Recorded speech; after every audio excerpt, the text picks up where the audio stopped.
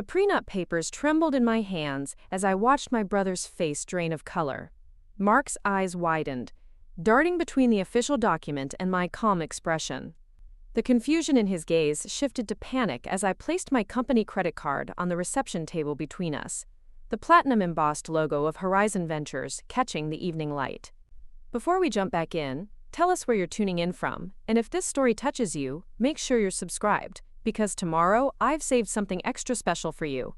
For all these years, I said, my voice steadier than the champagne flutes lining the wedding reception tables, I've paid for your law school tuition, covered your credit card debt, even paid the down payment on your condo when you couldn't qualify for the loan. I transferred over $2,000 a month to you as family support when your actual income didn't even come close to that. Mark's jaw slackened as a decade of carefully constructed illusion collapsed around him. The man who had dismissed me as his naive little sister now stood frozen before the CEO, who had secretly bankrolled his entire life. "This can't be real," he whispered, gripping the table as though the floor beneath him had vanished. I slid the additional documents across the white linen tablecloth, watching as they stopped perfectly at his fingertips. "It's all very real. You have until midnight to retract your objection to my marriage, or I'll be forced to publicly reveal how the prestigious attorney Mark Williams has been financially dependent on his foolish little sister for years. My name is Vanessa, I'm 35, and the founder of a tech venture capital firm worth over $80 million. This is the story of how I reclaimed my wedding day from the brother who tried to destroy it out of pure jealousy and greed. The day Mark walked into my wedding rehearsal dinner, I thought he'd finally come to support me. 3 months had passed since I'd told him about my engagement to Daniel, 3 months of awkward conversations and thinly veiled disapproval. I had texted and called him repeatedly, leaving increasingly hopeful voicemails asking for his blessing that went largely unanswered. When I saw him standing in the doorway of the private dining room, relief flooded through me, until I noticed the folder in his hand and the cold calculation in his eyes. Preparing and narrating this story took us a lot of time, so if you are enjoying it, subscribe to our channel. It means a lot to us. Now back to the story. "I can't let this wedding happen," he announced, placing the papers on the table like they were nothing more than a restaurant receipt. "Daniel is only after your money. I've had him investigated." Mark paused, glancing around at my stunned fiancé, our closest friends, and my future in-laws. "He's been involved with 3 wealthy women in the past 5 years, all ending relationships shortly after accessing their finances." Something inside me shattered. Not because I believed him, I'd already vetted Daniel more thoroughly than Mark could imagine. It was because of the sheer callousness of his timing. He hadn't come to support me. He'd come to humiliate me publicly while attempting to maintain control over my life and, more importantly, my finances. My hands trembled as I clutched the edge of the table, tears threatening to spill over, but I refused to let him see me break. I'd never shown Mark the truth about my professional life. When we were growing up, after our parents died in that terrible accident when I was 19 and he was 25, he'd stepped in as my guardian, my protector. At least, that's what he called himself. What started as genuine care quickly transformed into something darker. "You're too naive, Vanessa," he would say whenever I suggested investing the insurance money our parents left us. "You don't understand how the world works. Let me handle the finances."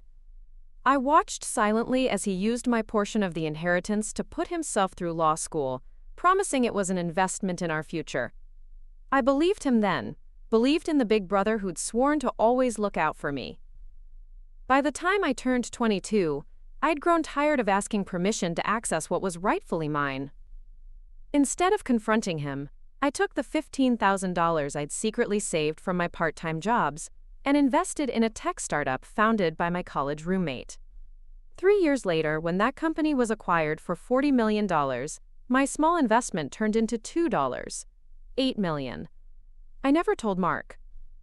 Instead, I maintained the fiction that I was just getting by on my entry-level marketing job, while secretly building an investment portfolio that would eventually become Horizon Ventures. I conducted investor meetings in coffee shops during my lunch breaks and took calls in my car, always careful to maintain the persona of the struggling younger sister that Mark had come to expect. The deception wasn't meant to hurt him, but to protect myself.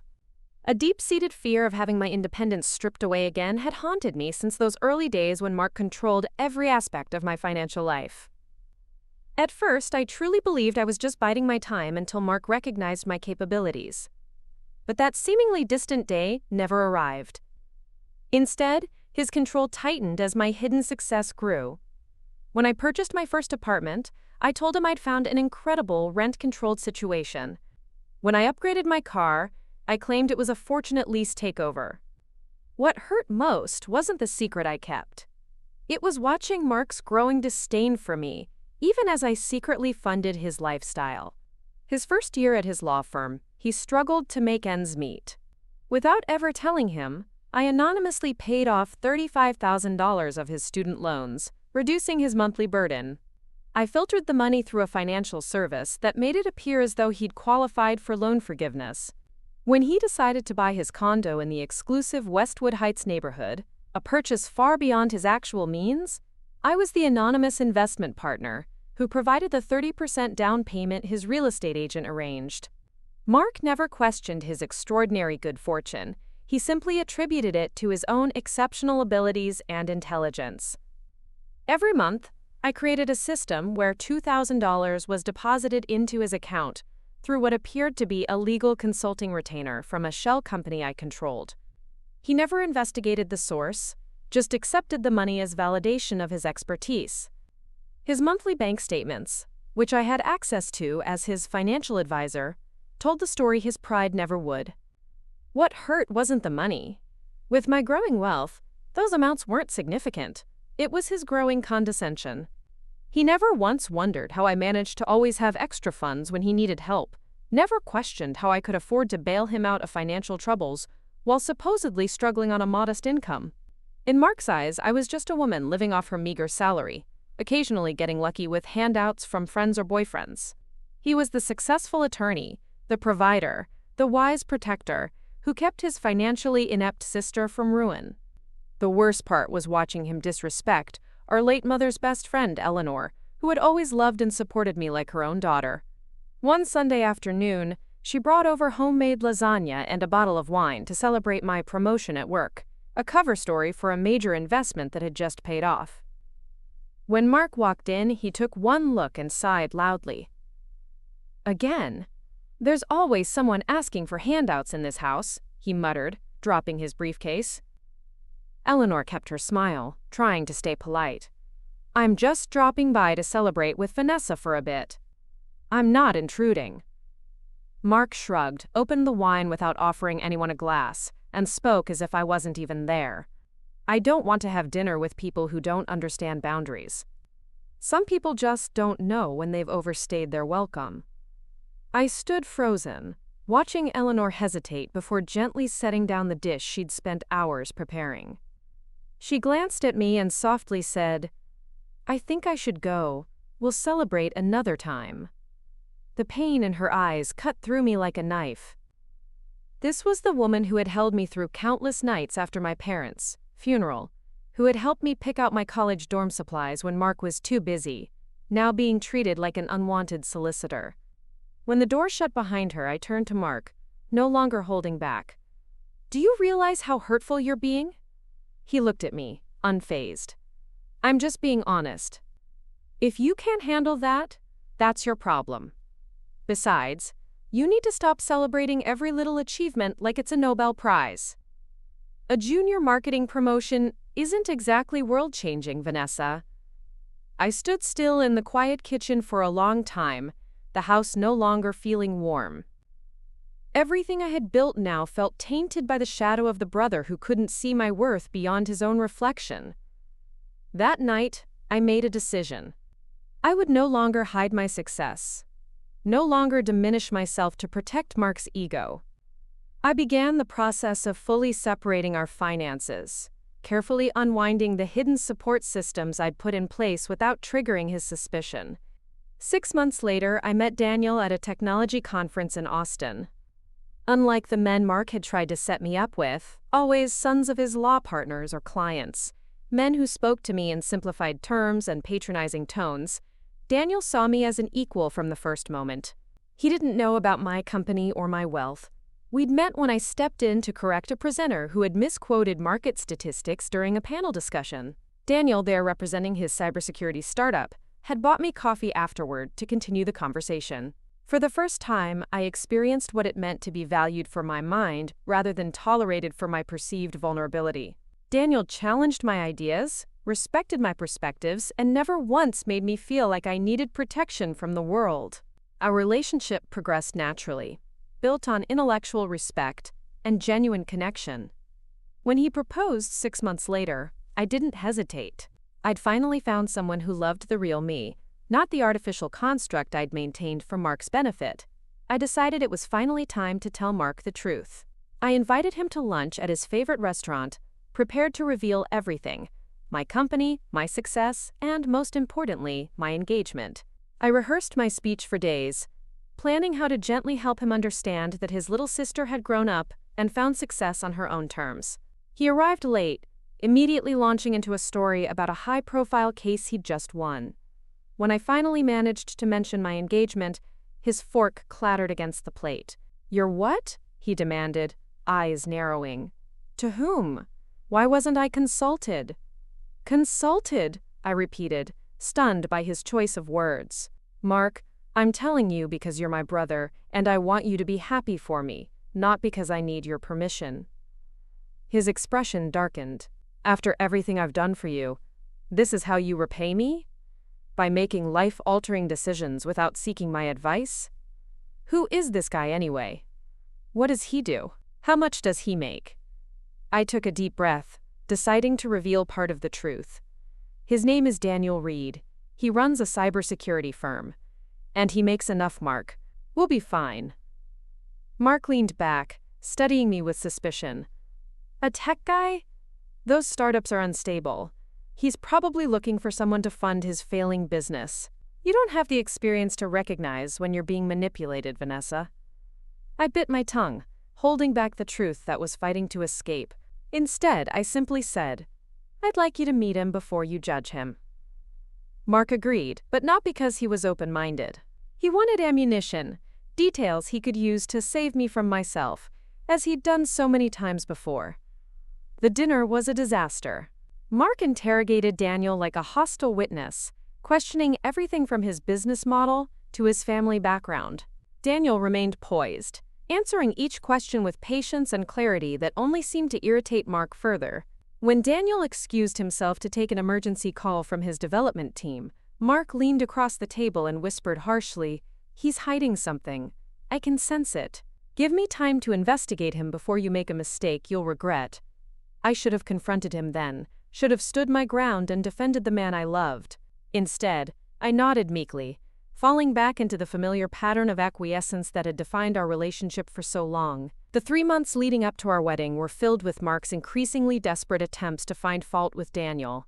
He hired private investigators, reached out to business contacts, even tried to access Daniel's financial records through his connections.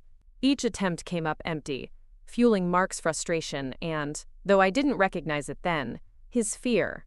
For if Daniel was truly as successful and honorable as he appeared, Mark would lose the control he'd maintained over me for nearly 15 years. The night before the rehearsal dinner, Mark called me, his voice strained with what I mistook for concern. "Vanessa, I've found something concerning about Daniel. I think we need to discuss this before things go any further." "What is it?" I asked, my stomach tightening with anxiety. "Not over the phone. I'll bring everything tomorrow. Just promise me you'll listen with an open mind." I agreed, naively believing that Mark was acting out of love rather than fear of losing his financial cushion. The next evening, as our closest friends and family gathered to celebrate our upcoming union, Mark made his dramatic entrance, folder in hand, determination in his step. As he stood before the assembled guests and accused Daniel of being a fortune hunter, I watched my fiancé's face register first shock, then understanding, then a quiet resolve that I'd come to treasure in our relationship. Daniel didn't yell or storm out. He simply turned to me and said, "I think your brother has misunderstood something fundamental about us. Perhaps it's time for clarity."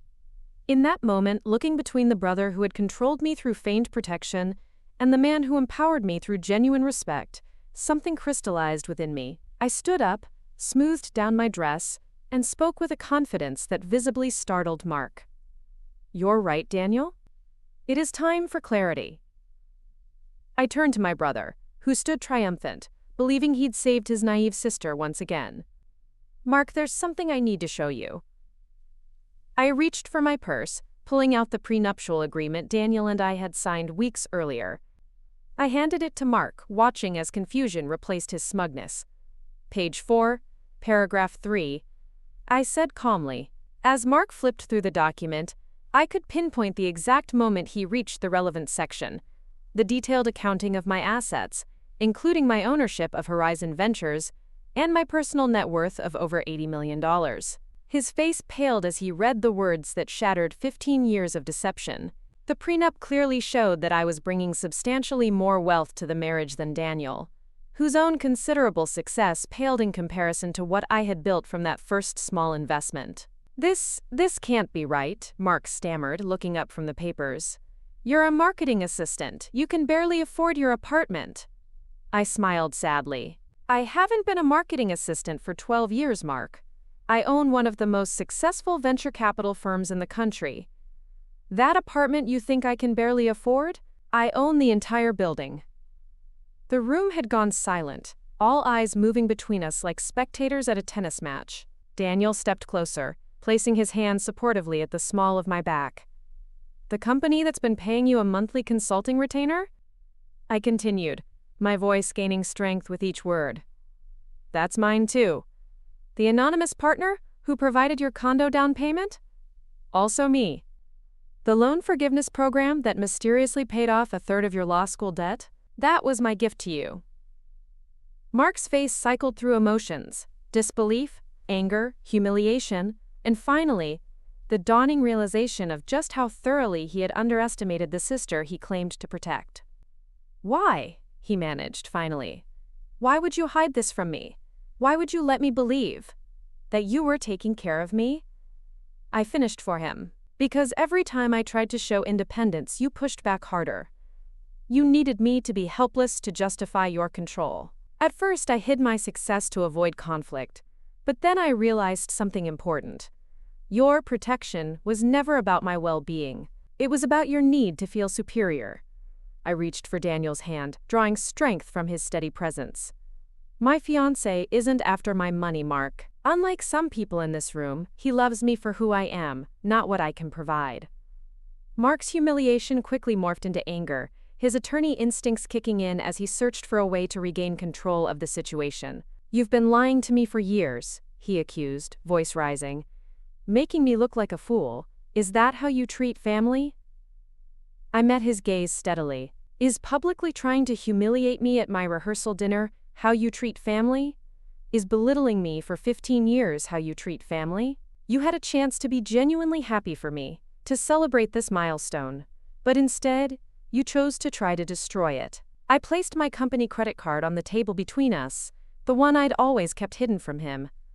"You have a choice right now. You can either retract your accusations, apologize to Daniel and me, and take your place in our wedding as my brother who respects my choices, or you can leave, knowing that the financial support you've grown dependent on leaves with you." Mark's expression shifted from shock to calculation as the full impact of my revelation rippled through him. Standing in the warm glow of the rehearsal dinner lights, surrounded by witnesses to his failed manipulation, I could see him mentally recalibrating, like a chess player who suddenly discovers his opponent has been playing a completely different game. "Vanessa," he began, his voice softening into the conciliatory tone I'd heard countless times before, the voice he used in courtrooms when changing tactics. "I was only trying to protect you. Everything I've ever done has been for your benefit." I didn't answer immediately. Instead, I looked around at the faces of our guests, Daniel's parents, my closest friends, colleagues who respected me as a business leader. All people who knew the real me, not the fabrication Mark had insisted upon. "For my benefit?" I finally echoed, my voice steady. The way you benefited me by telling me I wasn't smart enough to handle our parents' inheritance? Or how you benefited me by convincing me I needed your guidance for basic financial decisions. Perhaps you mean how you benefited me by driving away every person who tried to build my confidence? Daniel's hand found the small of my back, a gentle touch of support that gave me strength to continue. I built a multi-million-dollar company while you were telling everyone I could barely manage my checking account, I said, each word deliberate and clear. I've funded technological innovations that have changed lives while you were protecting me from my own potential. Before we jump back in, tell us where you're tuning in from, and if this story touches you, make sure you're subscribed, because tomorrow, I've saved something extra special for you. Mark's eyes darted around the room, assessing his rapidly dwindling options. The folder he'd brought, his weapon of choice, now lay forgotten on the table between us, its contents rendered meaningless by the truth. You're making a scene, he whispered harshly. This isn't the place for this conversation. I felt something inside me spark. A fire that had been smoldering since that day he took control of our parents' inheritance. You decided the location when you walked in here intending to sabotage my wedding. Now you get to live with the consequences. For 15 years, I had diminished myself to accommodate Mark's need for control. For 15 years, I had hidden my light so he could believe his shadow was protection. No more. The choice is simple. I continued, my voice clear enough for everyone to hear. Either support my marriage and accept that I am not the helpless girl you've pretended I am, or walk away from this wedding and from the financial support you never knew came from me. The murmurs around the room grew as our guests began to understand the magnitude of what was unfolding. Eleanor, who had arrived late and witnessed Mark's accusations from the doorway, moved to stand beside me, her presence a silent declaration of solidarity. Mark's face flushed with anger. You would threaten me after everything I've done for you? It's not a threat, I replied calmly. It's a boundary, something I should have established years ago. I could see the calculations running behind his eyes. The mortgage he couldn't actually afford without my hidden subsidies. The lifestyle that had always mysteriously exceeded his actual income. The reputation he'd built partially on my anonymous investments in his career. Preparing and narrating this story took us a lot of time, so if you are enjoying it, subscribe to our channel. It means a lot to us. Now back to the story.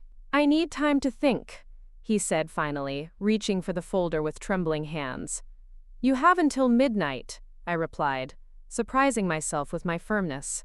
By then, I need your decision. Will you be my brother at my wedding, or a stranger I once financially supported? As Mark backed away and hastily left the room, the tension broke. Daniel pulled me close, his arms strong around me. I am so proud of you, he whispered against my hair. Though I have to admit, finding out my fiancé is secretly wealthier than me is quite the rehearsal dinner surprise. Despite everything, I laughed. It was such a Daniel response, finding humor without diminishing the gravity of the moment. I was going to tell you, I said, leaning back to meet his eyes. I just wanted to be sure that I wasn't like your brother, Daniel finished, understanding immediately. That I wouldn't try to control your success or diminish it?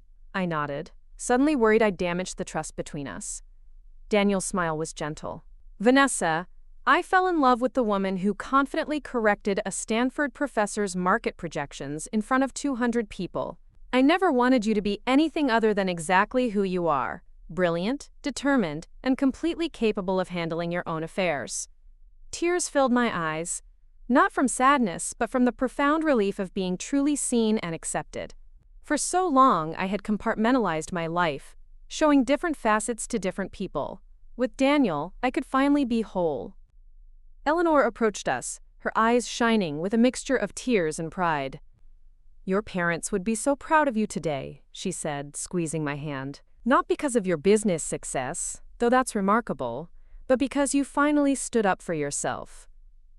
As the evening continued, our guests tactfully avoided mentioning the confrontation, though I caught snippets of whispered conversations. I didn't mind. The truth, however messily revealed, was liberating. Daniel and I had planned to spend the night before our wedding separately, following tradition despite my secret amusement at the concept of One last night of freedom. Freedom was exactly what our relationship had given me. The freedom to be authentically myself. As the rehearsal dinner wound down, I checked my phone. No messages from Mark. Part of me had hoped he would immediately see the truth of my words, that 15 years of conditioning would unravel in an instant of clarity. The rational businesswoman in me knew better. Mark's control wasn't just about me. It was about his own insecurities, his need to be the protector, the wise elder brother who saved his helpless sister from herself. When Daniel kissed me goodnight at the door of my hotel suite, he hesitated. "Are you sure you want to be alone tonight? After everything that happened?" I appreciated his concern, but I knew what I needed. "I'm sure. I've made decisions from a place of fear for too long. Tonight I need to sit with my courage and remind myself that I've earned this happiness." He nodded, understanding as always. "I'll see you tomorrow then. I'll be the one waiting at the altar, probably crying embarrassingly the moment the music starts." After he left, I kicked off my heels and walked to the window of my suite, gazing out at the city lights. The empire I'd built was out there. Office buildings where my teams developed strategies that funded innovations. Research facilities pushing the boundaries of technology. Startup incubators where I mentored young entrepreneurs who reminded me of my younger self. For years, I had downplayed my achievements around Mark, tucking away awards in drawers instead of displaying them, redirecting conversations when they veered too close to my actual accomplishments. The mental gymnastics required to maintain the illusion had been exhausting. My phone buzzed with a text from Eleanor. "Whatever happens with Mark, remember that chosen family can be as strong as blood. We're all here for you." The words brought fresh tears to my eyes. Eleanor had been more family to me than Mark for years, celebrating my victories, comforting me through setbacks, never once making me feel like I needed to be less to accommodate someone else's ego. At 11:30, just 30 minutes before my self-imposed deadline, my phone rang. Mark's name flashed on the screen. I took a deep breath and answered. "I'm listening," I said, my voice calmer than I felt. "Can we meet?" Mark asked, his tone uncharacteristically uncertain. "I'd rather not have this conversation over the phone." I hesitated, weighing the risks against the hope that somewhere beneath the controlling behavior was a brother who could change. The hotel bar. 15 minutes. I changed into jeans and a simple blouse. No power suit, no rehearsal dinner dress. Just Vanessa, unadorned and uncompromising. Mark was already seated in a corner booth when I arrived, a glass of scotch, half empty before him. He looked smaller somehow. The confident attorney persona diminished under the weight of revelations. I slid into the seat across from him, declining the server's offer of a drink. I wanted complete clarity for whatever came next. "I've been thinking about what you said," Mark began, staring into his glass rather than meeting my eyes. "About me controlling you. About the money." I waited, not offering him the easy reassurances I would have provided in the past. "At first I was angry," he continued, humiliated. The idea that my little sister had been secretly subsidizing my lifestyle. He shook his head. "But then I started looking back, really looking at our history. At the things I said to you. The way I treated you." He finally looked up, and I was surprised to see genuine pain in his eyes. "When did it start?" "Your company, I mean." "I made my first investment when I was 22, I answered honestly. "The company went public 3 years later. I started Horizon Ventures with the returns when I was 26. Mark's eyes widened slightly as he calculated. 9 years. You've been running a venture capital firm for 9 years, while I've been treating you like an incompetent child." "Yes." He winced at my directness. "Why didn't you ever tell me?"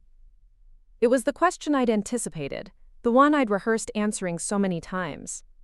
At first, it was fear. You controlled our parents.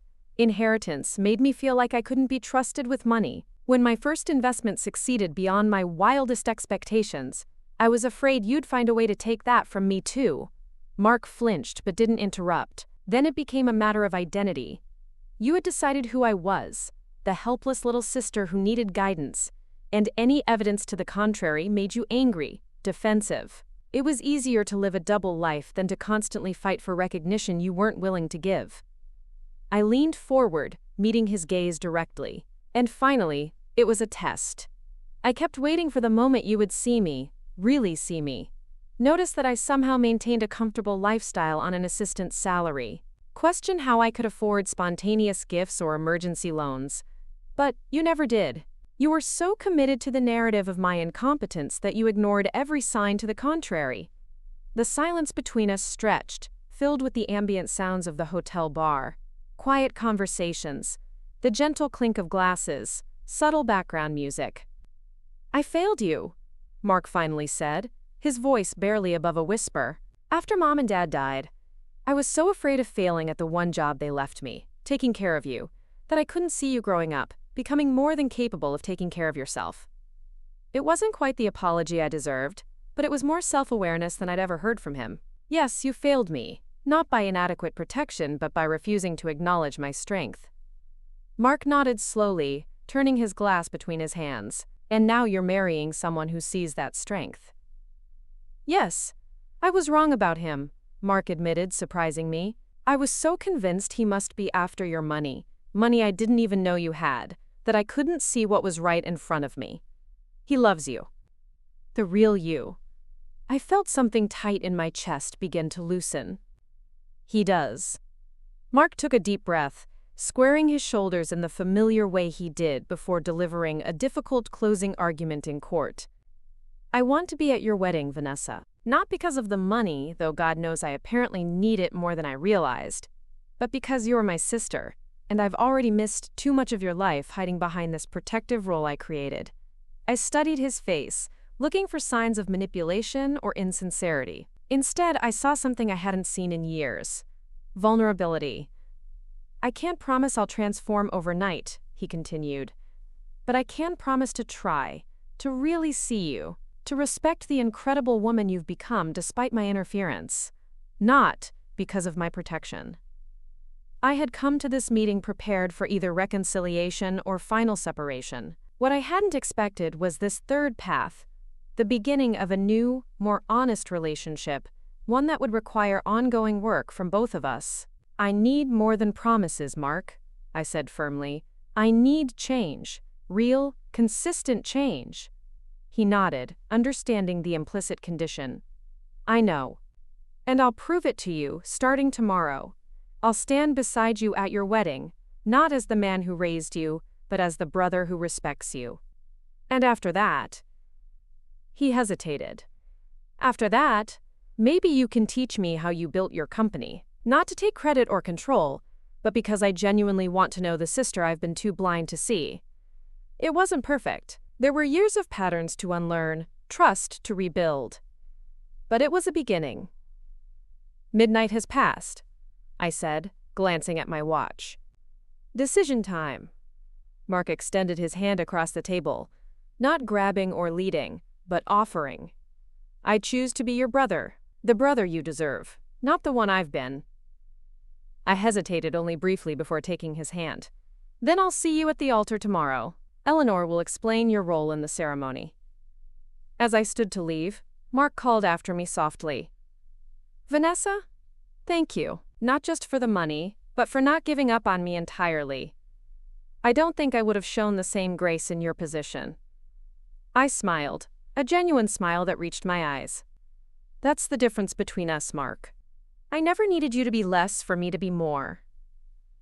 The morning of my wedding dawned clear and bright, sunlight streaming through the windows of my suite as my bridesmaids arrived with coffee and excitement. As Eleanor helped me into my dress, a sleek, modern design that reflected the woman I truly was, not the meek persona I'd maintained around Mark, I felt a profound sense of rightness. Today, I would marry Daniel as my complete self. The businesswoman, the investor, the friend, the sister. No more compartmentalizing, no more hiding my light. When the door opened and Mark entered, dressed in his groomsman's suit, there was an awkward moment of uncertainty. Then, to my surprise, he crossed the room and knelt beside where I sat at the vanity. I found something this morning, he said, holding out a small velvet box. Mom's earrings. Dad gave them to me before the accident, said I should give them to you on your wedding day. I've kept them all these years, waiting for a man I thought would be good enough for you. He shook his head ruefully. Now I realize I was never qualified to make that judgment. I opened the box with trembling fingers. Inside lay our mother's pearl earrings, simple, elegant, deeply meaningful. I'd thought them lost in the chaos after our parents' death. "They're yours," Mark said softly. "No strings attached, no control. Just a brother's blessing on a marriage that I can now see is built on exactly what marriage should be built on: mutual respect and genuine love." As Eleanor helped me put on the earrings, I caught Mark's eye in the mirror. "Thank you," I said simply. He nodded, understanding that my thanks encompassed more than just the jewelry. "Your car is waiting whenever you're ready. I'll see you at the church." When he'd gone, Eleanor squeezed my shoulders gently. "That's a start," she said, her voice hopeful. "A start?" I agreed. Not an ending. The ceremony itself was everything I'd dreamed: intimate, meaningful, filled with people who truly knew and valued me. As Daniel and I exchanged vows, I felt the weight of pretense falling away completely. When the minister asked who gave this woman to be married, Mark stepped forward. Instead of the traditional response, he said clearly, "She gives herself, with the love and respect of her family." Those simple words, so different from the possessive language I'd feared he would use, brought tears to my eyes. Daniel, always attuned to my emotions, squeezed my hands gently as he recognized the significance of Mark's choice. At the reception, as Daniel and I moved from table to table, greeting our guests, I noticed Mark deep in conversation with my chief financial officer, Sophia. Not dominating the discussion as he typically would, but listening intently, asking thoughtful questions. When he caught me watching, he gave a small, self-deprecating shrug, as if to say, "I'm trying." Later, as Daniel spun me around the dance floor for our first dance, he whispered, "Are you happy, Mrs. Reed-Williams?" I had chosen to keep both names, my identity and my heritage, alongside my partnership. "Completely," I answered truthfully. "For the first time, everyone in this room knows exactly who I am." "And who is that?" Daniel asked, his eyes twinkling. I smiled, feeling the strength of my complete self flowing through me. "I'm Vanessa Reed-Williams, CEO of Horizon Ventures, wife of the brilliant Daniel Reed, sister to a man who's learning to see me clearly, and a woman who will never again diminish herself to make someone else comfortable." Daniel's arms tightened around me. "I've never loved you more than I do right now." As the evening progressed, Mark approached us, champagne flute in hand. "May I propose a toast?" he asked, uncharacteristically seeking permission rather than assuming authority. I nodded, curious. He raised his glass, addressing not just us but the gathered guests. "To Vanessa and Daniel, may your partnership be built on the foundation that I'm only now learning is essential: honest recognition of each other's strengths, celebration of each other's successes, and the courage to be fully yourselves together." His eyes met mine as he added, "And to my sister, whose grace in the face of my failures has given me a chance to become a better man. I look forward to finally getting to know the remarkable woman you've always been." It wasn't a fairy tale ending where all hurts were instantly healed. Mark would still have moments of reverting to old patterns. I would still have moments of defensive withdrawal. But as we clinked glasses under the twinkling lights of the reception, I knew we had begun a new chapter, one written with awareness, honesty, and the possibility of genuine connection. That night, as Daniel and I danced under the stars, I felt the full circle of my journey. From the young woman who had hidden her first investment out of fear, to the bride who stood proudly as exactly who she was, seen, respected, and loved, not despite her strength, but because of it. The prenup that had revealed my secret now rested in a safe, no longer a weapon, but simply a practical document between two successful adults building a life together. My brother was beginning the hard work of reconstructing our relationship on a foundation of truth rather than illusion. And I had finally stepped fully into the light of my own creation. From my journey, I've learned that true strength isn't found in controlling others or hiding your power. It comes from the courage to be authentically yourself, even when those closest to you have invested in a version of you that no longer exists, or perhaps never did. The happiest day of my life wasn't just about marrying the man I loved. It was about finally marrying all the parts of myself into one whole, integrated woman who no longer needed to shrink to accommodate anyone else's narrative. 6 months passed since our wedding day, transforming not just my relationship with Daniel, but unexpectedly reshaping my connection with Mark. The journey wasn't smooth. True change never is. But the foundation of honesty we'd established that night before my wedding created space for something I'd never thought possible: an authentic sibling relationship built on mutual respect rather than control and deception. Daniel and I returned from our honeymoon in the Maldives to the news that Mark had voluntarily enrolled in therapy. "I want to understand why I needed to control you," he explained over coffee during our first week back. "There's something broken in me that I need to fix, not just for your sake, but for mine." His vulnerability struck me. This new willingness to examine his own motivations rather than project his insecurities onto me. It was a start, a fragile seedling of change that would need careful tending to flourish. "The therapist thinks it has to do with Mom and Dad's accident," Mark continued, staring into his cup. "That somehow I turned the trauma of losing them into this twisted mission to control the one person I had left, as if keeping you small would somehow keep you safe." Before we jump back in, tell us where you're tuning in from, and if this story touches you, make sure you're subscribed, because tomorrow I've saved something extra special for you. I reached across the table, covering his hand with mine. We both responded to their loss in our own ways. I built walls and systems, created a separate life. You tightened your grip. Neither of us got it completely right. The acknowledgement of our shared trauma, not as an excuse for past behavior but as a starting point for understanding, marked a shift in our dynamic. For the first time, we weren't adversaries or even protector and protected.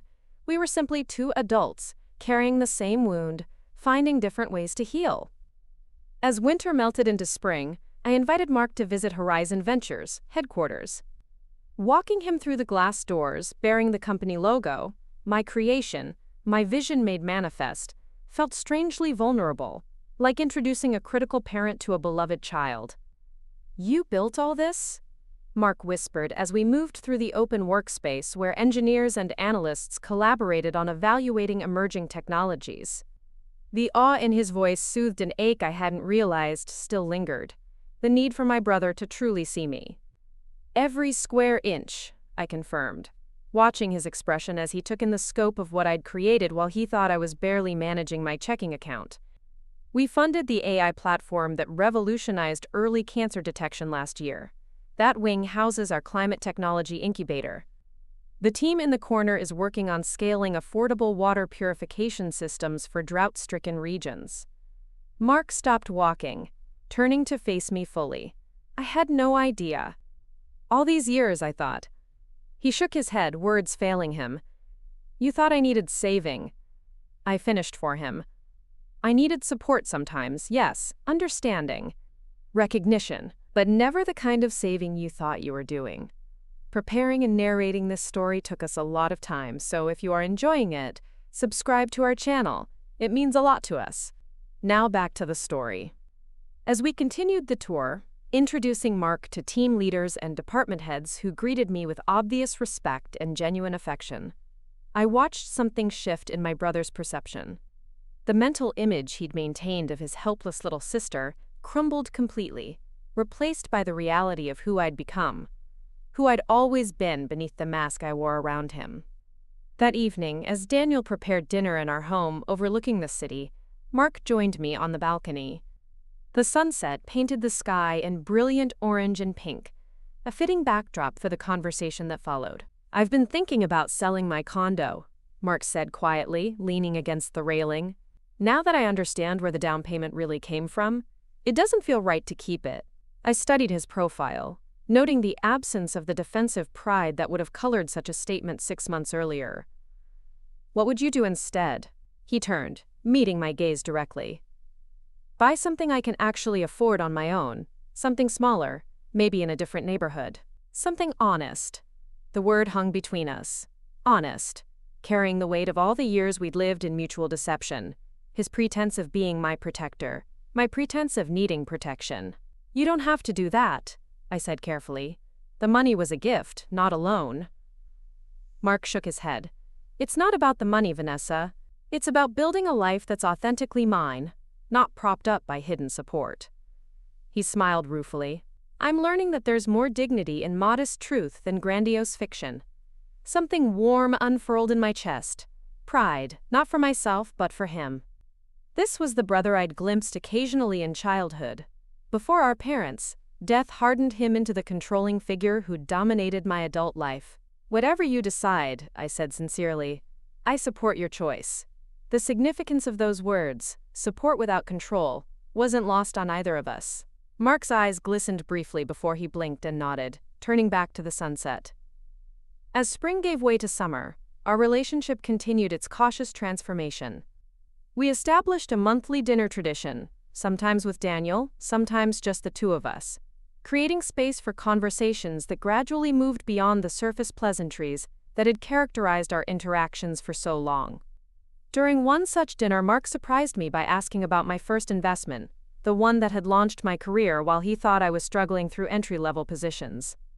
It was my college roommate's medical imaging startup, I explained, watching his face for signs of the dismissive judgment that had once been his reflexive response to my initiatives. She had brilliant technology but no capital. I put in the $15,000 I'd saved from part-time jobs, money you didn't know about because you would have insisted on managing it for me. Instead of defensiveness, Mark's expression showed genuine curiosity. What made you trust her idea enough to risk everything you had? The question revealed how far we'd come. 6 months ago, he would have focused solely on the deception, the hidden savings account. Now he wanted to understand my decision-making process. I didn't just trust her idea, I explained, leaning forward. I understood it. I spent weeks researching the market, the competition, the potential applications. I recognized something that the established investors missed, that her approach could scale across multiple diagnostic fields, not just the primary application she was pitching. Mark nodded thoughtfully. You've always seen connections others miss. Even as a kid, you could look at scattered puzzle pieces and instantly visualize the complete picture. The observation, this simple recognition of an innate quality I'd possessed since childhood, meant more than any grand apology could have. He was finally seeing me clearly, acknowledging the strengths that had always been there beneath the persona of helplessness he'd projected onto me. In July, I received a call from Eleanor that changed everything once again. Her voice trembled slightly as she delivered the news. The doctors found a mass during my routine mammogram. They're doing a biopsy tomorrow. The world seemed to tilt beneath me, memories of my parents, sudden absence colliding with the fear of losing another pivotal figure in my life. Without thinking, I called Mark immediately after hanging up with Eleanor. I need you, I said simply when he answered, the words feeling foreign on my tongue after years of careful self-sufficiency in his presence. Then I explained about Eleanor. Mark didn't hesitate. I'll be there in 20 minutes. We'll face this together. The together struck me, not him taking charge, not him directing my response, but a genuine offer of partnership in navigating this frightening uncertainty. When Mark arrived at my office, he brought not advice or commands, but quiet solidarity. We drove to Eleanor's house together, the silence between us comfortable rather than strained, bound by shared concern for the woman who had been a second mother to me, and, in many ways, more family to both of us than we had been to each other. Eleanor's strength in the face of uncertainty humbled us both. The doctors are optimistic, she told us as we sat in her sunlit kitchen. But whatever happens, I want you two to promise me something. We leaned forward, ready to commit to whatever she needed. Promise me you'll keep building this new relationship, she said, looking between us with the penetrating gaze that had always seen through our pretenses. What you've started these past months is precious. Don't lose it, no matter what happens with my health. Mark reached across the table, taking one of Eleanor's hands while I held the other. We promise, he said, his voice thick with emotion. The waiting period between Eleanor's biopsy and results stretched time in that peculiar way that only uncertainty can. During those days, Mark and I fell into a pattern of checking in with each other that would have been unimaginable a year earlier. Brief texts, coffee between meetings, shared research into treatment options, should the news be what we feared. When Eleanor called with the results, benign, requiring monitoring but not immediate treatment, The relief left me lightheaded. I was at a business dinner when I received her call, excusing myself to step outside the restaurant, tears streaming unchecked down my face as the pressure of fear released all at once. 10 minutes later, Mark's car pulled up to the curb. He stepped out, his own eyes red-rimmed, and simply opened his arms. For the first time since childhood, I stepped into my brother's embrace, without reservation or calculation, the shared relief creating a moment of pure connection. "How did you know where I was?"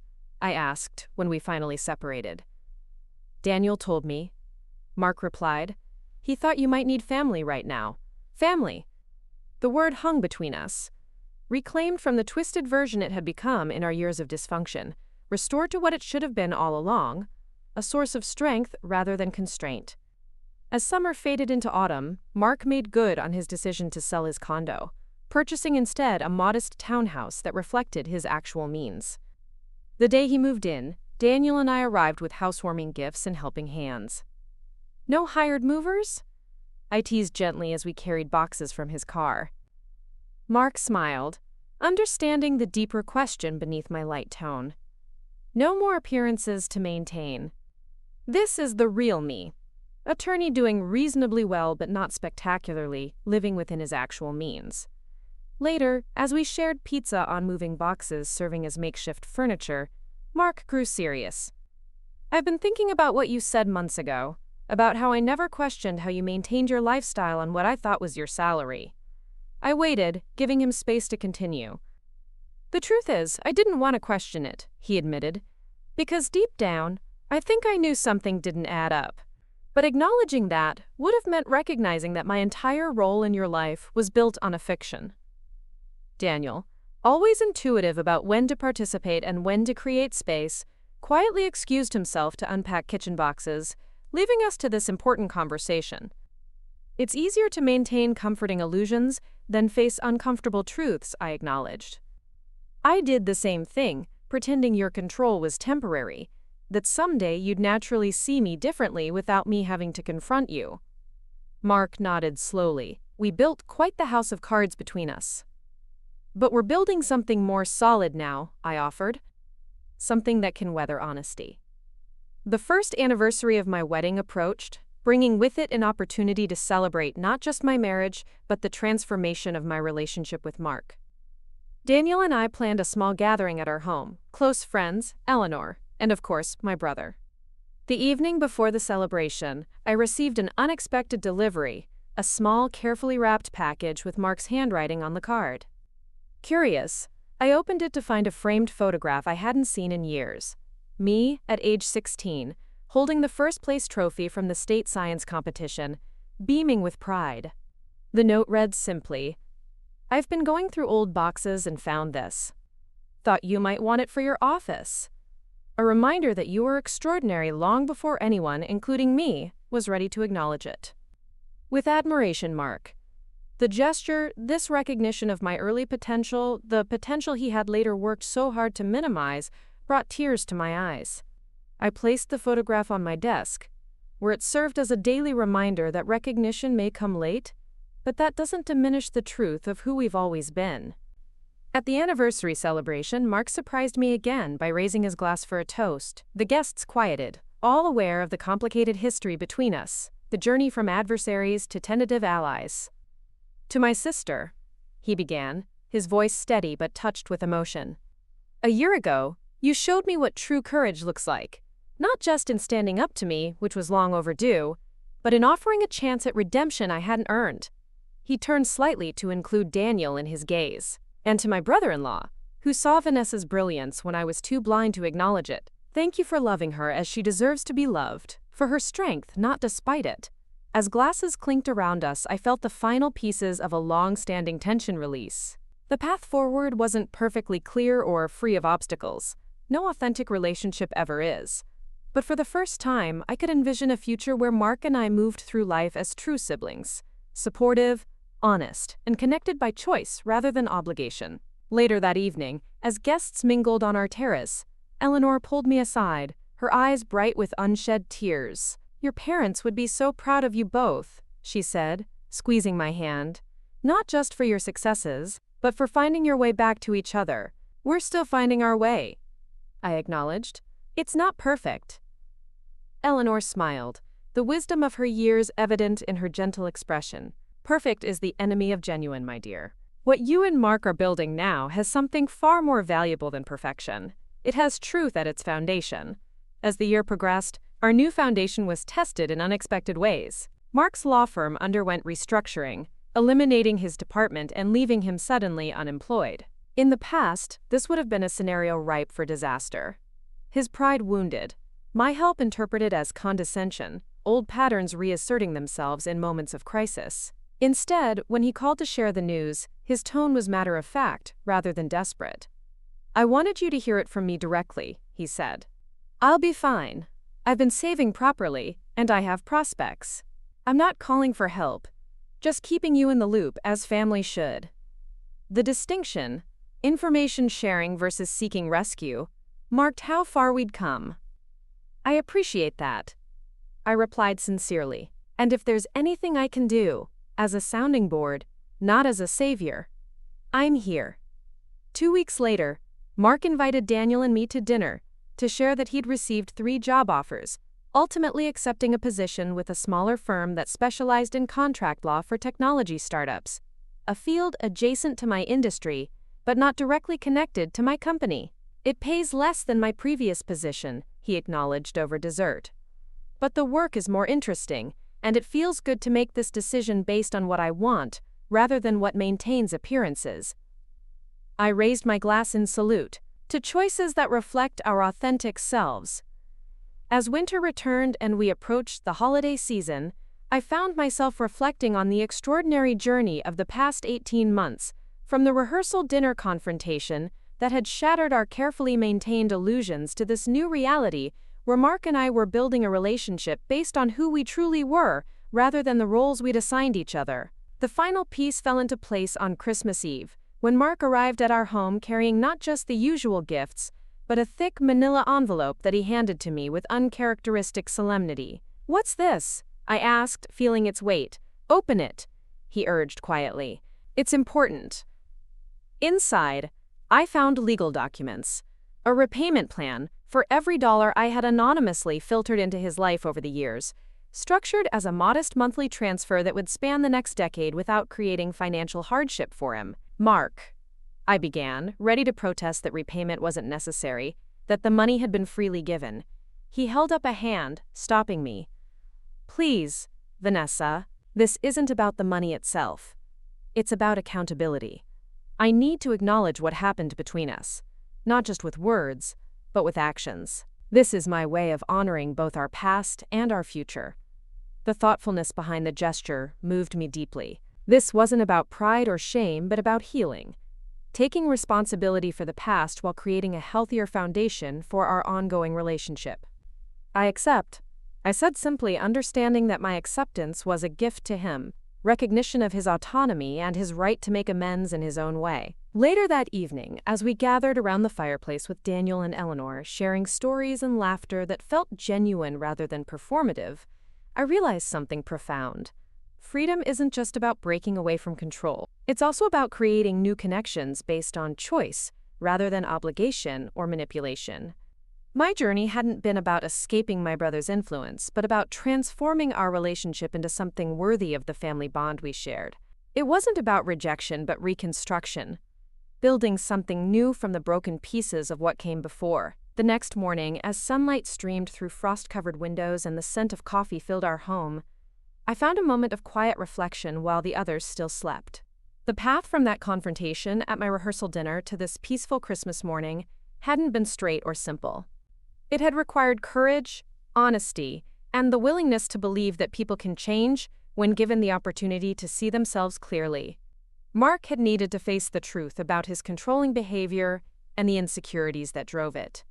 I had needed to acknowledge my part in our dysfunctional dynamic, the lies of omission, the secret satisfaction in financially supporting the brother who thought me incapable, the years of avoiding difficult conversations that might have brought us to honesty sooner. Daniel joined me on the window seat, wrapping a warm blanket around my shoulders as he handed me a steaming mug. "Deep thoughts this morning?" he asked, always attuned to my moods. I smiled, leaning into his solid presence. I was just thinking about journeys. How sometimes the most important destination isn't a place but a relationship transformed. He nodded, understanding as always. You and Mark have come a long way. We have, I agreed, and we have further to go. But for the first time, I believe we're traveling in the right direction. As Mark and Eleanor joined us for breakfast, the conversation flowing easily between topics serious and light, I felt a profound sense of gratitude. Not just for the success I'd built or the love I'd found with Daniel, but for the courage to finally stand in my full truth before the person whose opinion had once seemed to define my worth. The journey from that trembling moment with the prenup papers to this morning of authentic connection hadn't been about winning or losing, about proving Mark wrong or myself right. It had been about dismantling the false narratives we'd both clung to and building something real in their place. As I looked around the table at these three people who knew me completely, Daniel, who had loved me for exactly who I was from the beginning, Eleanor, who had always seen my potential even when I hid it, and Mark, who was finally learning to see me without the distorting lens of his own insecurities, I knew that true wealth wasn't measured in the millions my company had generated. It was measured in relationships where I could be fully myself, neither diminished nor exaggerated, but simply and powerfully authentic. My brother had once thought he needed to protect me from the world. In reality, we had both needed protection from the lies we told ourselves. Lies about strength and weakness, about what it means to care for someone, about the difference between support and control. The prenup that revealed my secret had been more than a legal document ensuring financial clarity in my marriage. It had been the catalyst for a deeper revelation, that living honestly, even when that honesty disrupts comfortable patterns, is the only path to genuine connection. Now, as we raised our coffee mugs in a spontaneous toast to the new year ahead, I caught Mark's eye across the table. The understanding that passed between us needed no words, an acknowledgement of how far we'd come and a commitment to the continuing journey of becoming the siblings we were always meant to be. From my journey, I've learned that the most powerful form of strength isn't found in controlling others or hiding your light.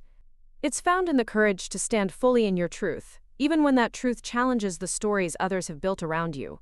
True freedom comes not from escape, but from authentic connection, with yourself first, and then with those brave enough to see you as you really are. Up next, you've got two more standout stories right on your screen. If this one hit the mark, you won't want to pass these up. Just click and check them out. And don't forget to subscribe and turn on the notification bell so you don't miss any upload from us.